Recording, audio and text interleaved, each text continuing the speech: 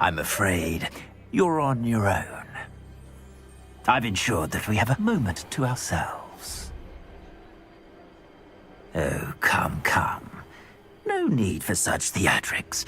Welcome to Mojo Plays, and today we're casting Expelliarmus and using Protego to stupefy the 10 hardest bosses in Hogwarts Legacy. For this list, we'll be looking at the encounters that had us diving into our spellbooks and using every trick we've learned to survive all manner of man and beast in the wizarding world. What was the hardest boss fight you encountered attending Hogwarts? Cast Revelio on the comments below. Before we continue, be sure to subscribe to our channel and ring the bell to get notified about our latest videos. Trolls.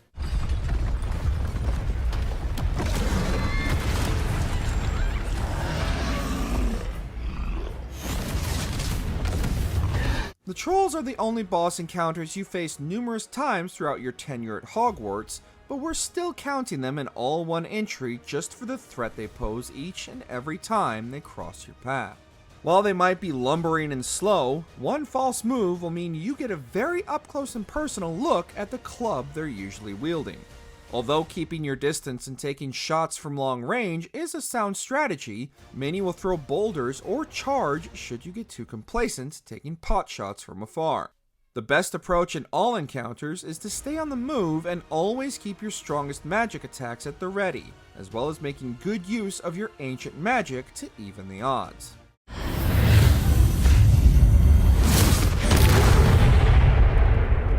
The Absconder.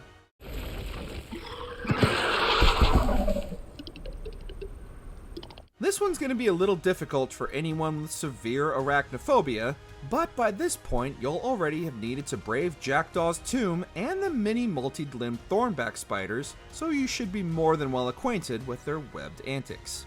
The Absconder still poses a more substantial threat than its tiny brethren, but also has no qualms with using smaller spiders as cannon fodder to further distract your student from the real threat. It's very easy to get overwhelmed by all the skittering critters, but the Absconder needs to be the main priority. Watch out for its lunge attacks and try to always keep one of the many obstacles on the battlefield between you and the eight-legged freak. Now that's taken care of. Death. In this place, as in life, death takes many forms.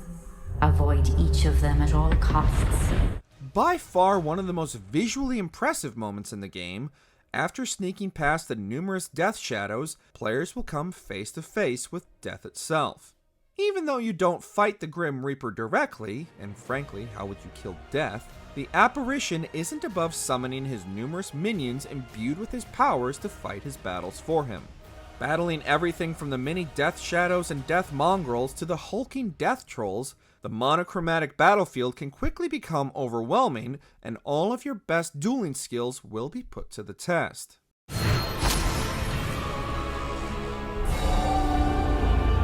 Theophilus Harlow. What was once a mere annoyance has become remarkably problematic. Fortunately, I pride myself on my problem-solving skills. The right-hand man to Victor Rookwood, Theophilus immediately makes an impression as being brash and impulsive as he attempts to fight the player in the middle of the three broomsticks. He finally gets his chance to fight a child, which is a true display of his character. With Natty by your side, he's manageable, but is more relentless than players are used to. Deploying various shields, even the dark arts have little effect on his health bar. Theophilus will also summon numerous lackeys to fight alongside him, which is apparently a spell only available to the bad guys, and although they don't pose any real opposition, they can still get in the way of your real threat. Thankfully, players have a large arena in which to do battle, but Theophilus' resistance to most magic attacks, even ancient magic, can make this a prolonged fight.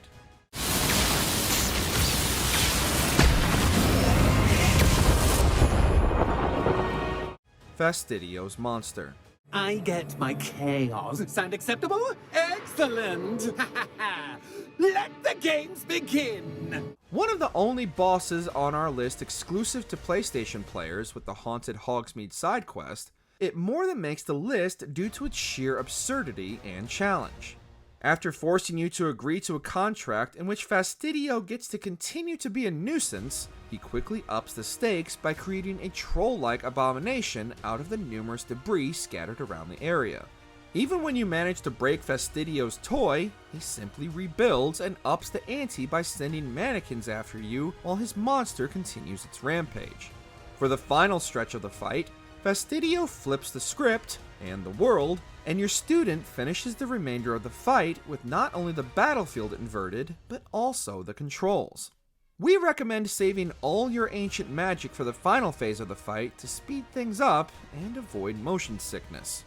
Well, well, finally, someone deserving of the playground I so meticulously crafted. Such a treat to have fun again in my little dungeon. Solomon Salo. What have the two of you done? Although found at the end of another side quest, the battle against Solomon Salo is an important one, especially for those wanting to learn Avada Kedavra, and is also a pivotal quest for your companion Sebastian Salo.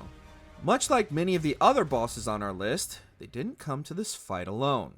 Solomon will make use of the near-endless Inferi to keep the player in a constant state of defensive maneuvers. Solomon will teleport around the arena, making it hard to keep constant track of him during all the chaos. When possible, it's best to keep your focus on Solomon and dodge his increasingly powerful attacks, and only deal with the Inferi when they get too close for comfort. His resistant health bar won't make this an easy fight, but it's a necessary one for the sake of your friend.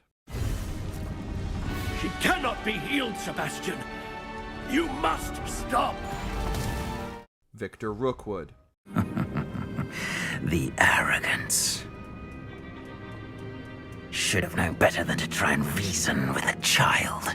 One of the two main antagonists pursuing our promising young student, Victor is a formidable dark wizard, and his boss fight is nothing to shake a wand at. Well, it is, because that's how you fight him. Anyway. Victor will first send in his cronies and fodder Ashfinders for you to contend with and put most of your strongest spells on cooldown before he finally joins the fight. His Dark Wizard companions are much more of a threat than many of the other expendable enemies most boss fights have thrown at you so far, so you can't really avoid combat with them altogether to focus on Victor like in previous battles.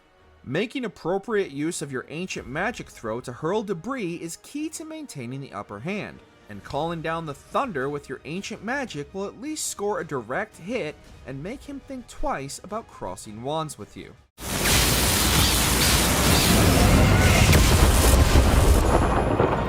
Pensive Guardian. Although you flee your first encounter, the Pensive Guardian isn't done with your student just yet.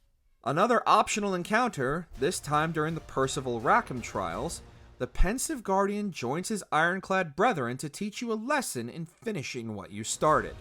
Don't let his size fool you. The Guardian is surprisingly agile, and while some of his attacks might be slow, they are incredibly powerful and can drain your health bar almost instantly if one of them connects. Remaining on the move has never been more crucial, as well as choosing your moments to attack. Making smart use of your ancient magic attacks will stun the Guardian and give you a brief moment to heal, as well as load up your next powerful spell. Grafhorn.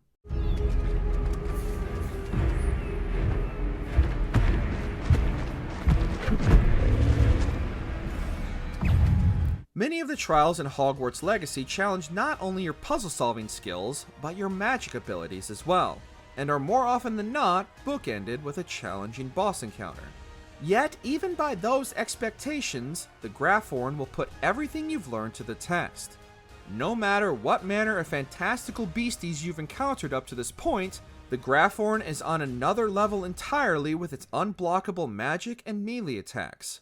You'll spend much of this encounter on the back foot rather than the offensive.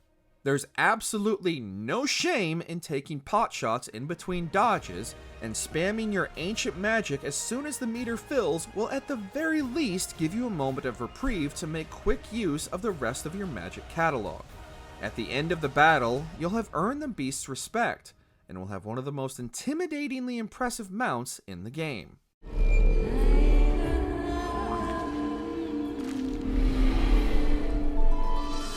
Ranrock Dragon.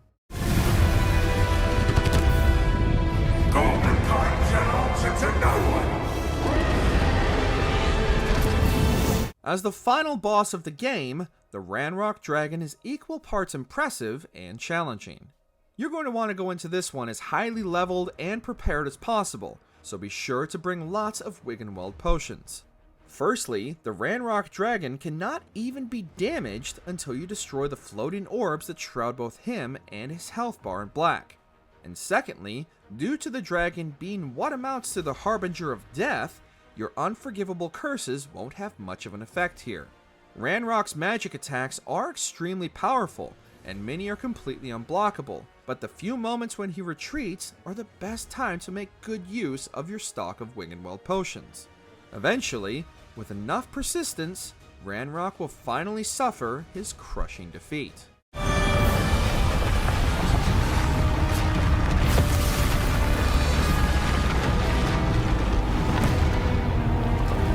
Did you enjoy this video? Check out these other clips for Mojo Plays, and be sure to subscribe and ring the bell to be notified about our latest videos.